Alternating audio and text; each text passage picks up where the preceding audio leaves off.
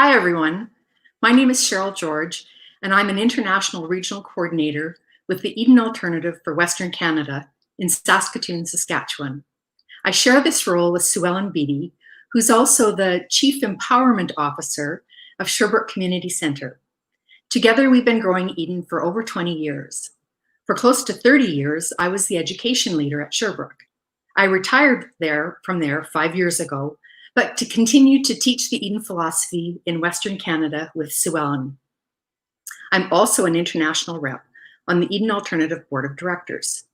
And for those of you who know me and call me an Eden friend, I want you to know how much I miss you and was sad not to gather in Denver in April for our international conference.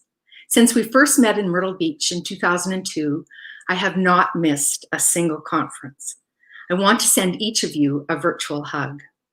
The COVID-19 pandemic has been very different for me than many of you because I'm not working with elders every day. I'm sheltering at home with my cat, Sally. I want to thank everyone who's working every day to make lives better for our elders. I also want to thank the Eden Alternative for giving me this opportunity to speak to you today. As I thought about what I might share with you, I hope to be inspired to say something wise, uplifting, and to fill you with hope. But that's really not my style, so I'm going to go with simple. Don't get me wrong, I haven't lost my rose-colored glasses, and I do know we can get through this together. In the few minutes I spend with you today, I want to talk about what I call the essence of Eden. Very simply, if you could boil the Eden Alternative philosophy down to its essence, I believe it would be that each person is in control of their own life as much as possible. That each person is in control of their own life as much as possible. So now I want to teach you the entire philosophy of Eden in 3 minutes. Oh, how I wish I could. So I'm going to focus on the domain of autonomy and the plague of helplessness. If you haven't listened to Rain Strobel's Eden Moment on autonomy, I highly recommend you do. It's excellent. I believe that one of our greatest fears in life is losing control, or using the language of the Eden Alternative 7 domains of well-being, losing one's autonomy, liberty, choice, freedom. No one, with very few exceptions, has complete autonomy. We live in community and with our families, so it's always about give and take.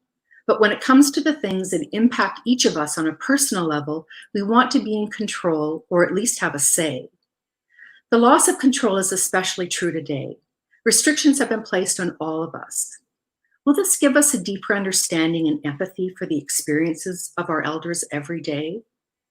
The loss of autonomy often leaves people feeling helpless. Principle 4 reminds us that the opportunity to give as well as receive is the antidote to helplessness. We seek always to balance giving and receiving for all care partners. This imbalance may ultimately destroy autonomy for everyone involved in the care relationship. These crazy times have deprived all of us of some very basic controls of our lives, some autonomy. How's that affecting you? And what about all the other care partners, elders, family members, volunteers, students, and staff? One of the many valuable lessons the Eden Alternative has taught me is the importance of taking all this very personally. How is this affecting me? And how can I use what I'm learning to have greater empathy and support for others? I recently heard the story of astronauts taking spiders up to the International Space Station to see how they'd manage in a near zero gravity environment. Apparently their first webs were very chaotic and didn't look like webs at all, but within a short period of time they adapted.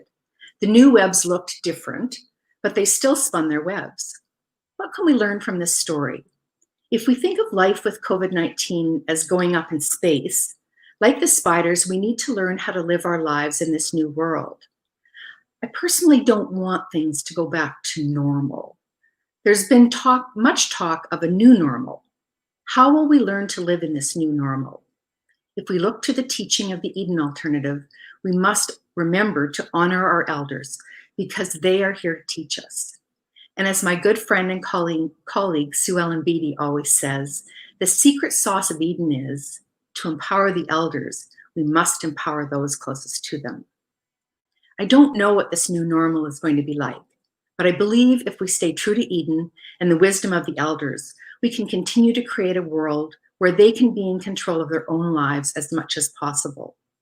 I believe that with this philosophy, we are better equipped to develop a new normal than most. And as always, let's keep making this up as we go. Thank you for sharing this moment with me. Stay safe, stay well.